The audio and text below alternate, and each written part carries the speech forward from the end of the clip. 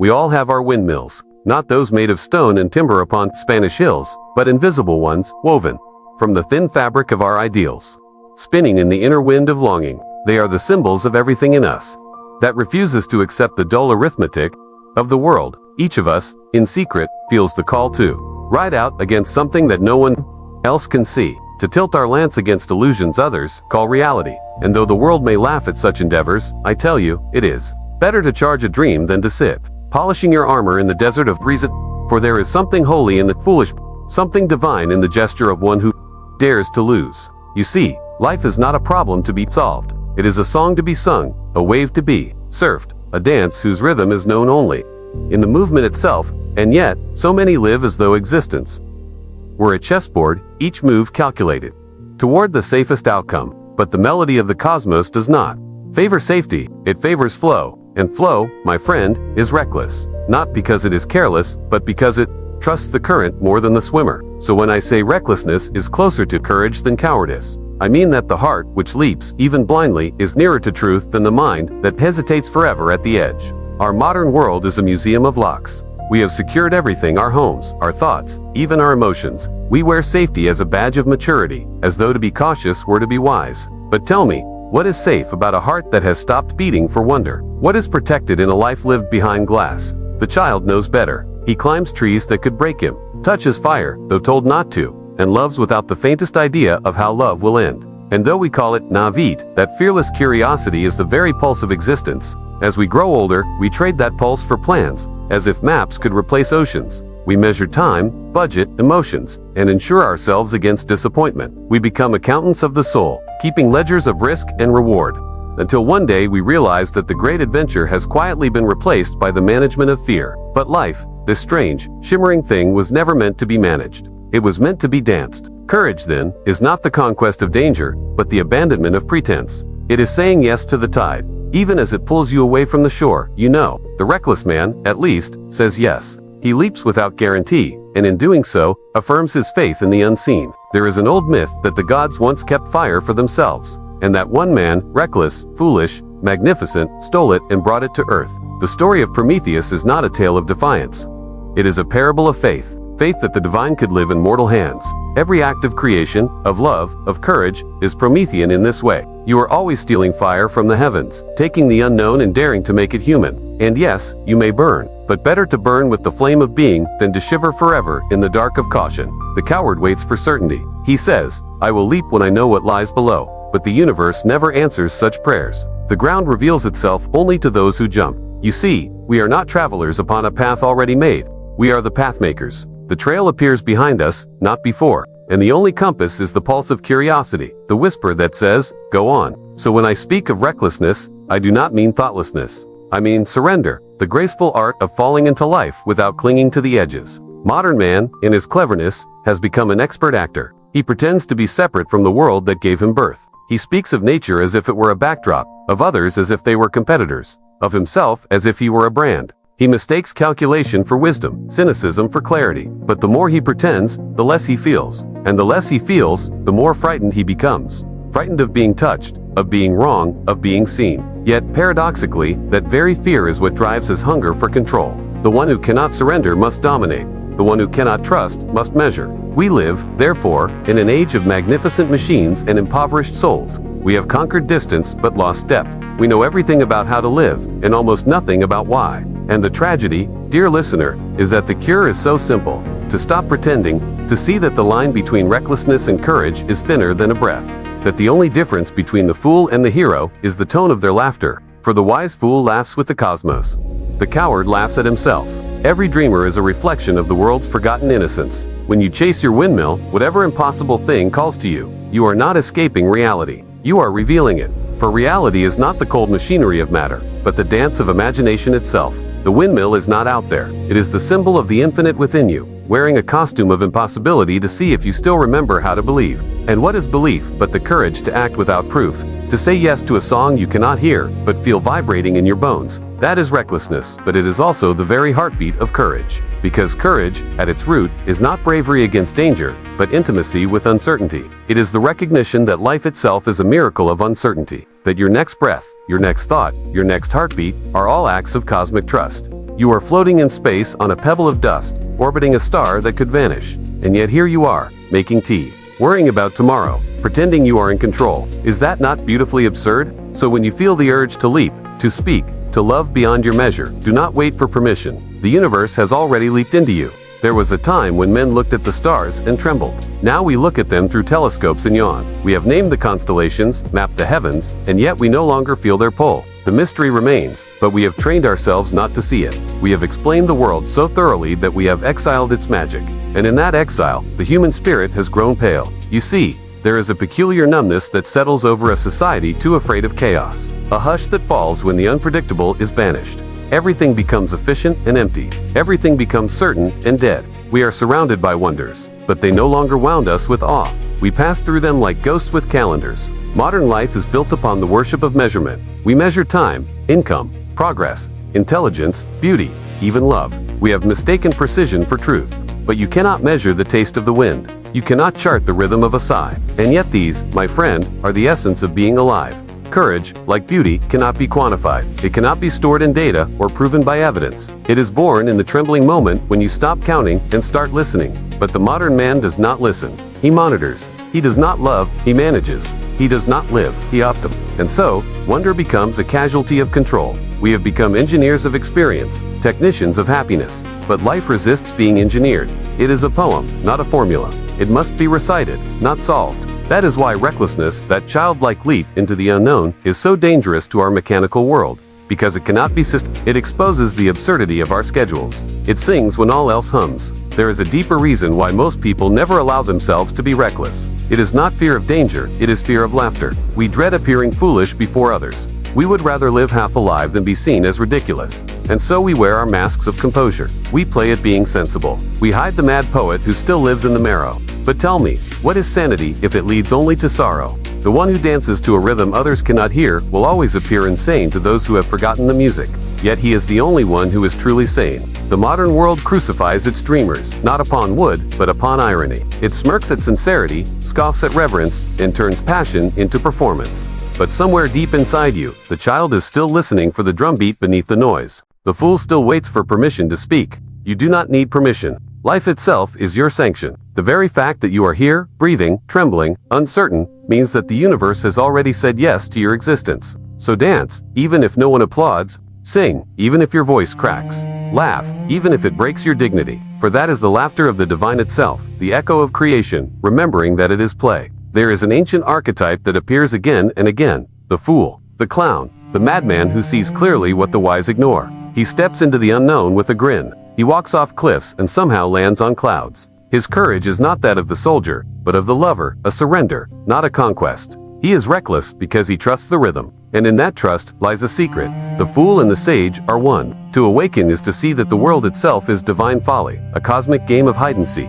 God pretending to be lost so that he may find himself again. Your individuality, your struggles, your fears, these are masks worn by eternity to experience surprise. So when you risk love, or art, or truth, you are not rebelling against the universe, you are fulfilling it. The fool is reckless because he knows that nothing real can be lost. The coward clings because he imagines he has something to protect. But what can you truly protect in a dream? You came here not to build walls, but to dissolve them. Not to collect certainties, but to be astonished. Listen, beneath the roar of civilization, there is a deeper sound, the pulse of life itself. It does not argue, it does not hurry. It hums quietly in your chest, in the breath between words, in the pause before laughter. That is the rhythm of existence. The reckless one feels it and follows it like a tide. The coward tries to drown it out with plans and distractions. But you cannot outthink the ocean. You can only float. And when you float, when you surrender the fantasy of control, you discover that you were never apart from the current. You were the current all along. Then courage becomes effortless.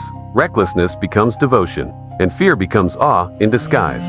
There comes a time in every life when the air grows still. Not because the wind has stopped blowing, but because we no longer breathe it in. We have become spectators of our own existence, narrating our lives as though they belong to someone else. We stand at a distance from our feelings, filing them away as data points. Success, failure, progress, setback. But life, in her secret language, does not speak in these terms. She speaks in waves, in sighs, in laughter that rises unbidden from the deep. To live recklessly, that is, to live courageously, is to breathe that air again. It is to drop the clipboard, the stopwatch, the story you've been telling yourself about who you are supposed to be. Recklessness is the surrender of self-consciousness. It is the crack in the mask through which the light enters. Most people imagine surrender as defeat, as bowing down, as weakness. But what if surrender is the beginning of strength? The river does not conquer the mountain by assault. It surrenders to gravity. The seed does not demand the sky. It yields to the soil. In the same way, courage is not about domination. It is about accord. To be courageous is to say to life, "You may move me as you will. I will dance with your rhythm." That is why the courageous soul often appears reckless to the world. He does not plan his steps, because he knows that the steps are not his. He does not clutch at security, because he sees that security is an illusion, a child's blanket in a storm too vast for blankets. And yet, through that surrender, he discovers a freedom so total that it cannot be described, only lived. When you finally stop struggling against what is, you begin to see that life has always been on your side. Even your heartbreaks, your failures, your absurd mistakes, all of them were secret doors into awareness. Recklessness is simply the refusal to shut those doors again. Now, imagination has been reduced in our time to a form of entertainment, a distraction, something for children, artists, and advertisers. But imagination is not a luxury. It is the very instrument through which we perceive reality. You imagine the world before you see it. You project meaning upon the raw chaos of sensation. Without imagination, the sun is merely a ball of gas. With it, it becomes dawn, warmth, renewal. Recklessness, in its deepest sense, is the act of trusting imagination more than fear. When you dare to imagine beauty, you begin to create it. When you dare to imagine that love is possible, even in a cynical age, you become its proof. The modern mind says, be realistic. But reality, my friend, is not a fixed thing. It is a canvas still wet with paint. The universe is not a machine running on laws. It is a dream unfolding in patterns too intricate for our logic to follow. So, to be reckless is to be an artist in the midst of that dream, to paint with your whole being, not knowing how the picture will end. We are like mirrors, staring only at our own reflections, forgetting that we were meant to reflect the sky. The reckless one remembers. He looks beyond the image of himself, beyond reputation and control, and in doing so, he becomes transparent. Through him, the infinite shines. The coward polishes the mirror endlessly, trying to preserve the image. The courageous one lets it shatter and discovers the stars it was hiding. To live without risk is to live without reflection. You may survive, yes, but you will not see. So many today are blind, not because their eyes are closed, but because their hearts have no horizon. They see only themselves and mistake it for the world. But the heart, when opened, becomes the sky itself. And in that vastness, fear has nowhere to hide. Imagine a piece of music with no pauses, no shifts, no surprise. It would be unbearable. And yet, that is precisely the kind of life most of us are trying to compose. One without dissonance, without risk, without rest. But uncertainty is the rhythm that gives beauty to the song. The pause before the note, the silence between the words. These are not interruptions, they are the breath of meaning. When you embrace uncertainty, you begin to hear the hidden harmony of the world. It is the music behind your plans, the laughter behind your pain. That is why recklessness is closer to courage, because it trusts that the music continues even when you miss a step. Life does not demand perfection, it only asks for participation. So, dance. Dance while you can. Even if the floor trembles, even if the lights flicker, even if you don't know the tune. For the universe dances through you, and it cares nothing for grace, only for sincerity. When a person remembers wonder, the soul returns. Not because wonder creates something new, but because it reveals what was never lost. You cannot manufacture meaning. You can only uncover it like light breaking through a fog you mistook for the world. The reckless soul does not seek meaning. It lives meaningfully. Every gesture, every word, every glance becomes part of the great choreography of being. When you cease to demand explanations, life begins to speak in poetry again. You will notice how the wind bends the trees as though bowing in prayer. How the sea sparkles as though applauding itself. How a stranger's smile restores faith you thought was gone. This is the great return. The rediscovery that courage was never about control, but about communion. To be reckless is to say yes to the mystery. To stop guarding your heart as though it were a fortress and let it become a temple. In the temple of recklessness, worship is simply wonder. There is a stillness at the heart of all things. Even in the chaos of the world, the news, the noise, the ceaseless rush, there is a silence that never wavers. It hums beneath everything, like the quiet note of a flute played by eternity itself. You may not hear it when you are busy building your defenses. You may not feel it while measuring your worth or proving your certainty. But it is there, patient as dawn, waiting for you to stop running. And when, at last, you pause, truly pause, you begin to sense it again. A kind of peace that does not come asterisk after asterisk the storm, but asterisk through asterisk it. This is what courage really is, not the absence of fear, but the intimacy with it. Fear is the shadow of your aliveness. To feel it means you are standing at the threshold of transformation. The reckless one walks through that threshold without a script. The coward waits until he can rehearse every line, and thus never enters the play. People often ask, how do I find courage? And I say, you don't. Courage finds you asterisk when you stop trying to find safety. You cannot will it, buy it, or plan it. You can only allow it. Like a bird landing on your shoulder when you've stopped moving. The paradox is that recklessness, that mad, uncalculated leap, is often the only doorway through which courage can enter. The universe is playful. It hides its treasures behind absurdity. It wraps its wisdom in folly. It says, if you want to find life, you must first be willing to lose face. You say yes to the thing that frightens you, not because you are sure it will succeed, but because you sense something sacred in the very act of saying yes. In that moment, something ancient wakes within you, the pulse of being itself. You realize that the courage you sought was never a quality to acquire, but the unveiling of what you already are. You are life daring to experience itself. To be reckless in the truest sense is to forget yourself, not in the way of neglect, but of remembrance, remembering that there is no separate you to protect. Like a wave forgetting, it is different from the sea. You surrender to the vastness, and in that surrender, all fear dissolves. For who is there left to fear for? The coward clings to identity. The courageous one vanishes into the flow. When the painter disappears, the painting begins.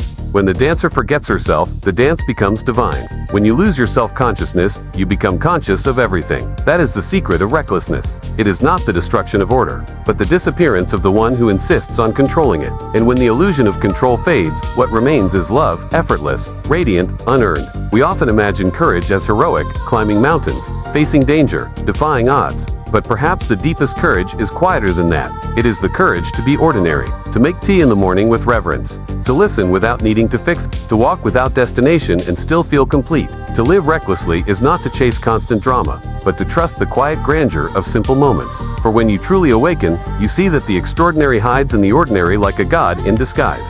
The taste of water, the sound of rain, the warmth of another hand in yours. These are the miracles that reckless courage reveals, because to see them requires surrender, to let go of the story that life must be spectacular in order to be sacred. The coward is always seeking. He lives in the future tense. When I succeed, I will be free. When I understand, I will be at peace. It burns its maps. It walks not to arrive, but to awaken. Courage is simply this: to stop postponing your participation in life. To see that the treasure you've been chasing has been underfoot the whole time. When you cease seeking, you begin to see asterisk. And what you see is astonishingly simple. You were the dance all along. Imagine, if you will, that God is laughing, not cruelly, but joyously, laughing at the splendid absurdity of existence. The galaxies whirling in vast spirals. The ant building its tiny empire. The human mind inventing language, then becoming imprisoned by it. It is all a divine comedy, not to mock us, but to include us in the laughter. The fool laughs with God. The coward hides from him. To be reckless is to join in that laughter. To stop taking yourself so seriously, to see that your life, every heartbreak, every triumph, is a single shimmering note in an infinite song. And when you laugh like that, you are free, because the one who laughs cannot be controlled, cannot be broken. He knows that the windmills were never enemies, they were invitations to play. At last, my friend, let us return to stillness. You have fought your battles, chased your illusions, worn your masks. You have loved, lost, and perhaps loved again. Now, sit quietly, listen to the wind within your chest. Feel the rhythm of your breath, reckless, effortless, eternal. You are not apart from this world. You are its unfolding, not a stranger in the universe, but the universe remembering itself through your eyes. When you surrender to that, truly surrender, courage ceases to be something you do. It becomes what you or dot asterisk. You are the laughter of the stars, the music of chance, the beauty of impermanence. So when fear visits you again, as it will, do not push it away. Invite it in, offer it tea, and watch, as in your kindness, it melts back into wonder. Recklessness is closer to courage than cowardice, because both are born of fear, but only one remembers to dance. And the one who dances, my friend, has already come home.